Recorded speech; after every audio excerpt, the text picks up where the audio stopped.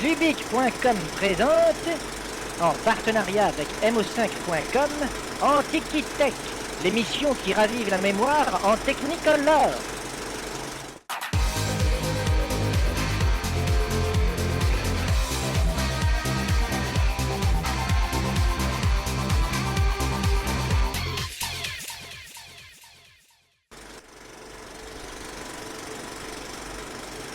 Bonjour, dans l'Amérique des années 50, les constructeurs de télévision se livrent une guerre sans merci. Pour remporter la mise, un jeune ingénieur nommé Ralph Baer imagine une sorte de jeu interactif intégré au poste cathodique. L'idée sera rejetée, mais 15 ans plus tard, en 1966, Sanders Associates est intéressé par le projet dont la licence exclusive est signée avec Magnavox fin 1970. La première console de jeux vidéo de l'histoire était née, elle se nommera Odyssey. À quoi ressemblait-elle, comment fonctionnait-elle? C'est ce que nous verrons ensemble avec David Winter, spécialiste de la préhistoire du jeu vidéo. David, bonjour. Bonjour. Alors David, la première fois qu'on m'a parlé de toi, parce qu'il me fallait un intervenant pour Odyssey, on m'a dit David Winter, c'est le fils illégitime de Ralph Baer. Est-ce que tu peux m'expliquer ça? Alors Ralph Baer, c'est quelqu'un que je connais très bien, que j'ai rencontré à plusieurs reprises aux États-Unis. Ralph Baer a tout simplement trouvé mon site Punk Story en 1999, l'a apprécié et m'a consacré du temps pour corriger les multiples erreurs que j'avais inscrites sur le site, parce qu'à l'époque, évidemment, une des malheureuses spécialités d'Internet, c'était de transmettre des informations qu'on pensait logiquement vraies, mais qui s'avéraient erronées. C'est peut-être encore un petit peu le cas par moment. Alors déjà, dans un premier temps, je te propose de nous montrer ce que c'est que la console Odyssey, donc la première console de l'histoire du jeu vidéo. Avant l'Odyssey, la console de jeu, c'est simple, ça n'existait pas, c'est ça. Il n'y avait pas de console de jeu avant l'Odyssey, effectivement. Alors là, tu nous as ramené un modèle encore dans le carton d'origine, c'est ça? Dans le carton d'envoi. Eh ben, on va faire quelque chose qu'on trouve assez souvent sur Internet, finalement, qui s'appelle un unboxing, mais un peu particulier. L'unboxing de la première console de jeux vidéo de l'histoire. Eh bien, écoute, je te laisse déflorer ce petit carton. Alors ça, c'est le modèle que tu trouvais dans quel pays? Alors, l'Odyssey a été vendue aux États-Unis en 1972. La production a vraiment démarré au mois d'août et les premières ventes aussi. Ça a décollé à partir d'août et septembre 72. L'annonce commerciale d'origine, c'est en mai 72. Ouais. Ainsi que la première démonstration au public, les 24 et 25 d'ailleurs. Un certain Nolan Bushnell est venu essayer l'Odyssey, a signé le fameux guestbook. Un guestbook, et la page est actuellement en ta possession, c'est Alors, ça? le guestbook d'origine, je le possède. En entier? En entier. Ok. Et donc là, on peut le voir, là, par exemple, à l'écran. Donc là, c'est Nolan Bushnell qui a signé ce document d'une grande valeur qui est en ta possession actuellement. Alors, voilà, on va ouvrir le carton et puis on va voir à quoi ça ressemble. Alors déjà, quand tu vois les jeux sur le côté, bon, c'est vrai que c'est... Alors là, on a ici les 12 jeux que la console permettait d'apprécier à l'époque. C'est pas comme aujourd'hui où on change un CD ou une cartouche. À l'époque, le nombre de jeux était limité au hardware de la machine. D'accord, on va en reparler plus tard dans la partie vraiment technique. Mais donc d'origine, on te fournissait quand même déjà 6 jeux avec, quoi. Tout était fourni là-dedans. Voilà, d'accord. Et ben c'est parti, allez, grand moment. Il suffit d'ouvrir le dessus. Voilà, et là, voici le carton. On tombe sur une boîte en deux parties. Waouh! Avec principalement les accessoires au-dessus. Alors les cartouches de jeu. Alors une cartouche de jeu, la première cartouche de jeu de l'histoire, ça ressemblait à... Ce sont les premières cartouches de jeu. Alors en fait, cartouche entre guillemets, puisqu'il n'y a aucun programme là-dedans. On a simplement des connexions qui permettent de connecter les divers circuits de l'Odyssey entre eux, de façon à générer le jeu, à déterminer ce que l'on affiche et comment les parties affichées vont interagir entre elles. Ok, donc tu nous la montres un peu là sous toutes ces coutures. Donc là, on a l'unité centrale de la console, sur laquelle se branchent les manettes, éventuellement l'extension pour le fusil et le câble vidéo. Les cartouches s'insèrent au milieu devant. Contrairement aux consoles actuelles, on pouvait la faire fonctionner sur pile ou bien sur un bloc secteur vendu séparément. D'accord. Et alors, qui dit console, dit aussi manette. Donc, comment ça se passe au niveau des contrôles? Est-ce que tu as une manette qui a déjà la forme de ce qu'on connaît aujourd'hui? Non, pas du tout. Pas vraiment. Pas du tout. En fait, une manette sur l'Odyssey, on a essentiellement un bouton de service pour le jeu tennis ou qui réinitialise entre guillemets la machine. Bien me la montrer comme ça, voilà. Et on a 3 boutons rotatifs, donc des potentiomètres. Wow. qui servent en fait à agir sur le déplacement horizontal et vertical de chaque joueur. Donc ça, on le verra dans la démo pratique. Tout à fait. Ok, donc ça ressemble pas du tout à ce qu'on appelle aujourd'hui une manette, quoi. Alors c'est pas du tout un joystick, mais il faut savoir que au début, Ralph Baer, sur ses premiers prototypes, avait déjà utilisé des joysticks. D'accord. Simplement, l'implémentation s'est faite autrement par la suite. Ok, potentiomètre, d'accord. Très bien. Alors concernant les petits accessoires qui sont fournis avec, qu'est-ce que tu as? Alors ils sont nombreux. Les plus intéressants sont ce qu'on appelle les overlays en anglais. En fait, ce sont ce qui simule les graphismes que la console ne pouvait afficher. Donc on collait sur l'écran les transparents. Voilà. Alors là on est à l'envers, on va se mettre à l'endroit. Là pour le jeu de bataille navale par exemple. Et donc on avait à travers cela les carrés, 2 ou 3 carrés que la console pouvait afficher, les carrés blancs.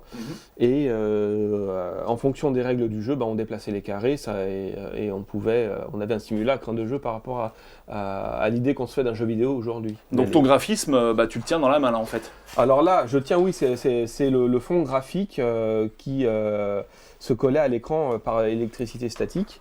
D'accord. Et ce qu'affichait la console se voyait en transparence, par exemple. Donc là, tu étais un peu obligé d'avoir une certaine diagonale d'écran, quoi, finalement. Alors, on a essentiellement deux tailles. On a les tailles, la taille entre guillemets petite.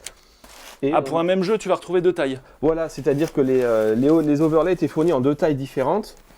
On a 2 jeux identiques d'overlay de façon à adapter ça au téléviseur qu'on a à la maison. Ça, c'était pour les grands écrans. Ah, ça, c'est pour les familles fortunées qui pouvaient se payer ce genre de diagonale. Qui pouvaient s'acheter, évidemment. On imagine qu'à l'époque, ça devait pas vraiment être donné, quoi.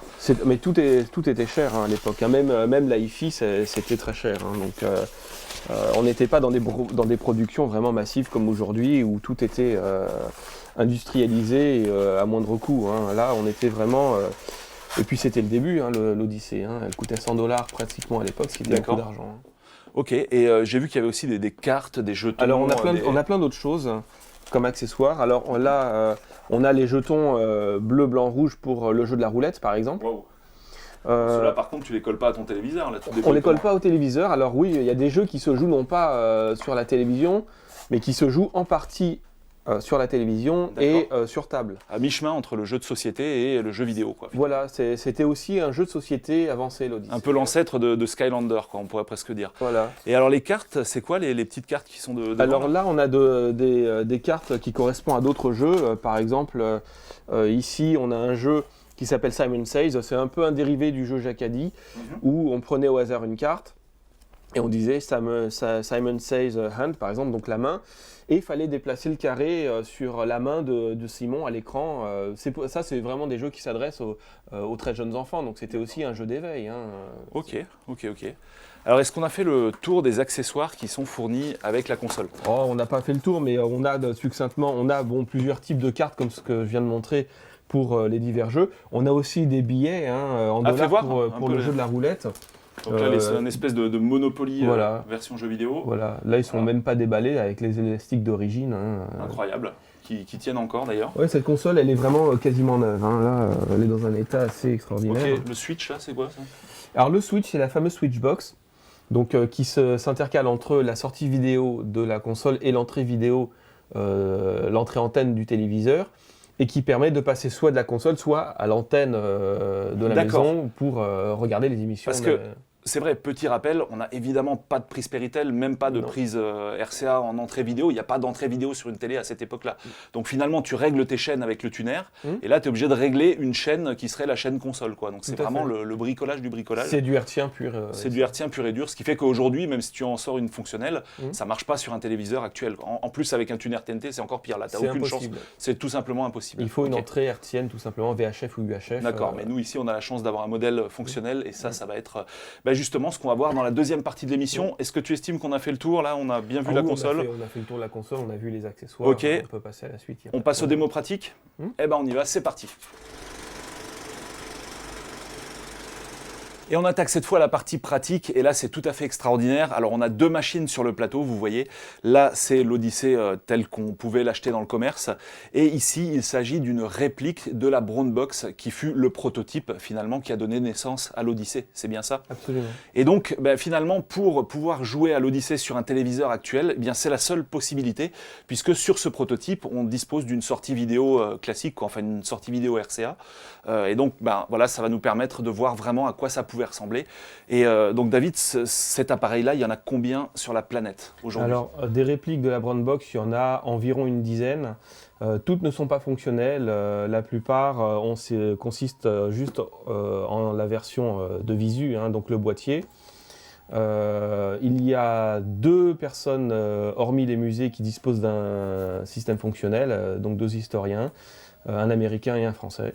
Et le français, c'est toi. Absolument. Alors donc non seulement c'est la réplique exacte de la Brown Box de base, en plus elle est fonctionnelle totalement, donc on verra un petit peu l'intérieur. Et tu m'avais dit que tu disposais d'une spéciale dédicace, c'est ça? Absolument. Alors elle est signée par Ralph Baer. Alors quand on dit réplique, c'est une réplique pour l'exposition, mais dedans il n'y a pas le hardware à transistor d'origine. On a un hardware avec un microprocesseur qui simule exactement par contre les circuits d'origine. D'accord. Donc ça, on verra le hardware d'origine de l'Odyssey en partie démontage, donc en 3e partie d'émission. Alors la petite signature de Ralph Baer lui-même, Elle est sous le couvercle. elle est sous le couvercle, voilà. Donc la réplique du prototype de l'Odyssey signée par le créateur de la première console au monde de l'Odyssey et avant l'Odyssey de la Brown Box dont on voit une réplique là à l'instant. Eh bien maintenant ça y est, on a vraiment vu de quoi il s'agissait. Et je te propose de passer à une démo pratique. Donc le Virtua Tennis de l'époque, c'était quoi? De l'époque, alors on a le jeu de tennis qui consiste en quoi? En 2 spots, hein, comme on dit en anglais, qui symbolisent les joueurs. Ok, La ligne centrale, d'accord. et puis sur la Brown Box, à l'origine c'était en couleur. C'était en couleur. C'était en couleur, on avait une couleur de fond. D'ailleurs, vert pour le jeu de tennis, mais si on voulait jouer à hockey, c'était en bleu. Pour D'accord. simuler la glace en question. Hein. Par la suite, évidemment, Magnavox a supprimé la couleur pour que ça coûte moins cher à fabriquer. Tiens, c'est des choses qu'on entend encore par les temps qui courent, quoi. Mais donc les gens à cette époque, il y en avait déjà qui disposaient de téléviseurs couleur, mais pas tout le monde, j'imagine. Alors la couleur, la télévision couleur date de 1954 aux États-Unis, à peu près. Nous, c'est arrivé plus tard, 67-68, le SECAM a pris son temps à prendre place, mais aux États-Unis, la couleur date de bien avant. Après, ça devait être vraiment à cette époque-là le luxe, quoi. Tout le monde en Pas disposait tellement, forcément. non, le luxe, la télévision couleur était un luxe dans les années 50, et progressivement, elle est devenue normale, surtout dans les années 70, fin D'accord. 60-70. Ok. Bon, écoute, on fait une petite partie, là. Voilà, Allez, alors on sert à tour de rôle, donc moi, Ok, donc là j'ai le bouton, enfin le potentiomètre pour me déplacer dans ce sens. horizontalement. Ici, un autre ici sur le côté pour se déplacer de manière verticale. Et il y a ce potentiomètre-là, English, que tu vas nous expliquer. Alors ça sert à quoi ça? Alors c'est pour dévier la balle à l'English, parce qu'à l'époque, le hardware ne pouvait pas vraiment calculer de trajectoire. Donc pour rendre le jeu un peu plus difficile, eh bien, on pouvait agir sur l'English, c'est-à-dire en fait l'angularité entre guillemets de la balle. Et donc on pouvait la faire aller un peu plus vite verticalement pour essayer de fausser l'adversaire. D'accord, c'est à toi de gérer ton effet. Bon, on va voir si ça te permet de gagner là. Je me suis entraîné un petit peu en cachette tout à l'heure. Allez, ce qui est au service là, c'est à moi? C'est toi. Ah oui, donc là, serve, on a le petit bouton service. Allez, c'est parti. On va se mettre en noir et blanc comme sur l'Odyssée par Allez, contre. ouais, voilà, comme en vrai. Parce que l'Odyssée n'avait pas de couleur, rappelons-le. Et c'est à moi de servir. Et c'est à toi de servir, alors c'est parti, voilà. Hop, et là je vais jouer un peu avec l'English. Ah oui, c'est pas mal ton... Attends, là, je remonte au filet. Voilà, hop. Boum. Mais là, quand elle part en dehors de l'écran, c'est quoi? Ah bah c'est perdu. Hein, c'est perdu. Ok, voilà. Tiens, je vais aussi te mettre un petit effet. C'est à toi de servir. Ok, c'est parti. On peut accélérer la vitesse. Hein. Hop. Oh, alors attends, j'ai même pas le temps de te mettre ton effet là. Tiens, mange ça. Voilà. Voilà un bon exemple de l'English qui permet de faire perdre l'adversaire. Et maintenant, si on mettait un peu de graphisme dans tout ça, parce que finalement c'est terne là. Alors du graphisme, évidemment, oui. Les fameux overlays de l'Odyssey qui permettent de rajouter un petit peu... Waouh. Alors donc là, voilà, on voit nos joueurs, mais bon. Et ça, c'est le petit overlay, donc les petits téléviseurs de l'époque étaient quand même plus gros que celui-ci, quoi. Donc voilà, voilà ce que ça donne au niveau pratique, quoi. Donc là, c'est un jeu. Tu peux nous en montrer d'autres? Alors, qu'est-ce qu'on a comme jeu sur la Brown Box? Alors, je vais reprendre les combinaisons de celle-ci parce que je ne les connais pas par cœur, Alors ça, malheureusement. c'est énorme. Quand je t'ai vu faire ça tout à l'heure, j'ai trouvé ça très drôle. Alors, bon, on a le ping-pong, évidemment. On a le jeu de hockey. Ok. Donc, il faut se mettre en bleu à l'origine. Alors, le jeu de hockey, c'est la même chose, mais il n'y a pas la ligne centrale. Hein. Ah, bah donc ça change tout. On a juste les deux carrés. Ça change absolument tout. Ok. Par contre, on a le jeu de volleyball. Ici, alors non, ça c'est pour colorier, c'est un peu gouré. Toi, tu vas me montrer après ton... Volleyball, ton- ici gouré pour... il faut mettre ça à mi-hauteur, mais il y a une petite erreur sur la liste pour mettre... Alors ça c'est pour le squash, à Waouh. gauche. Hein. Ok. Et pour volleyball, il doit y avoir... Voilà. En volleyball, on a le filet Yes. de volleyball, donc il faut arrêter. Alors là, c'est un jeu qui est très dur à jouer, parce qu'il faut vraiment maîtriser le fameux English pour faire monter la balle et redescendre la balle. C'est un des D'accord. jeux les plus durs de l'Odyssée au niveau des jeux de sport. D'accord. Montre-moi un petit peu là ta feuille de configuration. Alors la feuille de configuration, c'est une feuille sur laquelle, en fonction du jeu auquel on veut jouer, il faut monter ou baisser les interrupteurs, les switches de la Brown Box. Voilà, du prototype, mais Voilà. la cartouche, elle, faisait ce travail La toute cartouche seule. remplaçait effectivement les switches en question. Très bien. Tiens, on s'essaye un petit peu celui-là, là, vite fait. Alors, on peut essayer, ça va pas être triste, mais Attends. on peut s'amuser un peu. Alors il faut se mettre en bas, évidemment. Ok. Alors il faut servir, mais... C'est parti. Ouais, non, mais là, attends, c'est alors, juste là, pas possible. alors là, évidemment, on ne peut pas jouer... Je sais pas si tu peux réduire la difficulté, vitesse. Il ne faut pas qu'elle soit là, donc je crois qu'il faut se mettre quand même dans un English un peu... voilà, donc là, évidemment, avec autre particularité, la balle disparaît quand il y a une collision avec le filet, évidemment. D'accord. Donc, Alors, alors, je change ça. Il faudrait peut-être réduire un poil la vitesse. Alors, attends. Ouais. alors, la vitesse, non, c'est à l'arrière qu'elle se réduit. Mais Ok. je sais, voilà. Ça, tu pouvais réduire la vitesse aussi sur la console Tout à d'origine fait. ou c'est juste On sur le a- proto? On a un potentiomètre à l'arrière qui permet de... Ça marche. Alors par contre, il faut jouer avec l'English parce Ok. que là, ça fait pas tellement de sens, il faut être en bas. Attends, tac. Voilà. Mais donc finalement, bah, tous les jeux que tu vas avoir, ça va être uniquement des petits carrés. Attends. C'est uniquement... Voilà, ça y est, je te la fais tomber. Hop, et hop, donc là, j'y suis pas arrivé, mais il faut arriver à maîtriser les trois potentiomètres en même temps, c'est vraiment très très difficile. Ouais, en fait, il te faut juste une troisième main, quoi. Mais sinon, à part ça, Voilà. ça se passe plutôt bien. Alors, bien voilà, on a fait le tour un petit peu des démos de jeux. Tu vois d'autres choses à rajouter? Non, pas en ce qui concerne la Brown Box. Hein. Donc les jeux, voilà, ça va être soit une ligne, soit des carrés. Enfin, Mhm. uniquement, tu as uniquement ça, quoi. Hein. Ça, On part de s'arrête là. ça. Très bien, donc on a fini là cette fois pour ce qui est des démos pratiques et on va passer au démontage de l'Odyssée. Qu'est-ce qui donnait vie à l'Odyssée? Ben, c'est ce qu'on va voir à l'instant. Allez, le démontage cette fois, et David, tu nous as déjà préparé une machine qui ne fonctionne plus, mais dont on va pouvoir voir l'intérieur dans quelques instants. Alors, qu'est-ce qui permettait de produire les graphismes prodigieux qu'on vient de voir à l'instant dans la démo pratique? Alors, bah, c'est parti, je te laisse le soin de retirer la coque. Voilà. On va retirer la coque. Et en fait, à l'intérieur, on a, Voilà la carte. on n'a absolument aucun microprocesseur. posé Contrairement à ce qu'on peut voir aujourd'hui dans une console de jeu. On a tout simplement des composants discrets, des circuits à transistors. Hein. Il y a une quarantaine de semi-conducteurs, transistors et diodes compris. Et un ensemble de petits circuits élémentaires qui ont tous vraiment une fonction basique, générer les signaux vidéo de base. On a ici, là, le circuit qui génère le deuxième joueur, le premier joueur est là. Autre circuit, ce qu'on appelle la ball flip-flop, c'est ce qui génère les rebonds de la balle. La gate matrix, c'est en fait un ensemble de portes logiques élémentaires qui gèrent les événements tels que des collisions entre la balle et un joueur ou la balle et le filet central. Et puis après, il y a des circuits aussi qui permettent de générer les signaux vidéo de base, hein, les fameuses synchro horizontales et verticales, ainsi qu'un petit circuit ici qui combine le tout avant d'être modulé en hertzien pour être envoyé au téléviseur pour la visualisation. Voilà, donc zéro électronique. Pas de Enfin, microprocesseur, zéro microprocesseur, je veux dire, aucune pardon. puce, aucun circuit intégré, que des semi-conducteurs discrets, diodes et transistors. Ça marche. Très bien, bah maintenant, on va passer à la conclusion.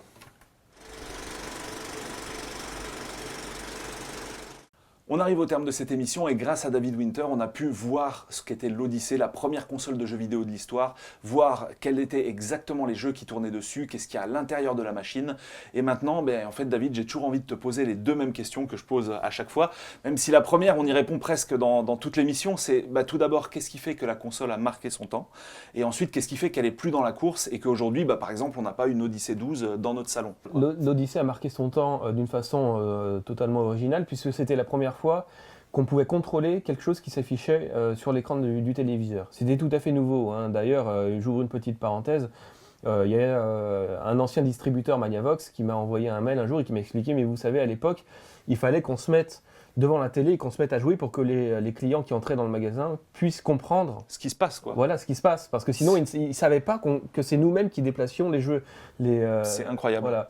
Donc, c'était la première fois qu'on pouvait jouer avec un jeu qui s'affichait à l'écran. Donc ça a été vraiment le départ. Et puis, comme toutes les machines, elle est devenue obsolète parce qu'on a fait mieux après, la technologie ayant vraiment avancé, notamment l'arrivée des puces qui étaient tout à fait abordables. Parce que si les circuits de l'Odyssée ont été conçus entre 1966 et 1968, l'Odyssée en 72 n'avait pas de puce à l'intérieur pour la simple et bonne raison que ça coûtait encore trop cher à fabriquer. Oui, mais les concurrents, eux, n'ont pas attendu Magnavox, finalement. Alors en fait, c'est seulement quelques années après, c'est à partir aux alentours de 1974-75 que les puces deviennent vraiment abordables au niveau prix et qu'on commence à avoir les premières consoles qui fonctionnent avec des puces, avant même que la console contienne vraiment une puce qui intègre toute la logique du jeu. Et puis après, évidemment, sont venues les consoles à base de microprocesseurs où là, il ne s'agissait plus de hardware dédié, mais simplement de jeux programmables en soft. Et donc là, évidemment, le nombre de jeux était pratiquement illimité. Et tu as eu quand même des Odyssées après celle-là, par exemple Odyssée 2 ou je ne sais quoi, qui auraient Oui. intégré ce genre de composants? Alors, il y a eu plusieurs Odyssées. Il y a eu la 100 et la 200 qui sont apparues en 1975, qui reprennent en fait l'Odyssée de base. Simplement, les petits circuits qu'on a vus à l'intérieur sont intégrés dans des puces, Voilà, dans l'Odyssée de base. miniaturisés. Et... Voilà.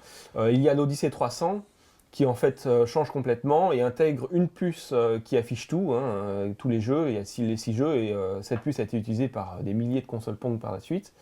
Il y a eu ensuite les Odyssées 400 et 500, un peu différentes, qui reprennent la vieille technologie des puces Texas Instruments basée sur le design de l'Odyssée de base, mais en couleur, avec les premiers graphiques. Puis suivent les Odyssées 2000 et 3000 et 4000. Et la fameuse Odyssée 2 qu'on connaît sous le nom du Vidéopack en Europe. D'accord, Philips Mais là, cette fois. Voilà, Philips, et là on est en 1978, donc on est quelques années plus tard.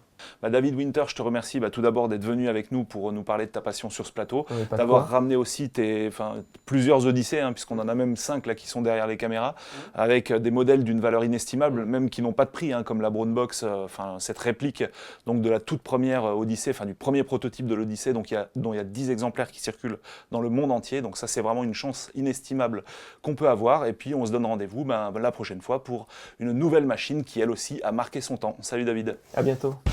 Thank you.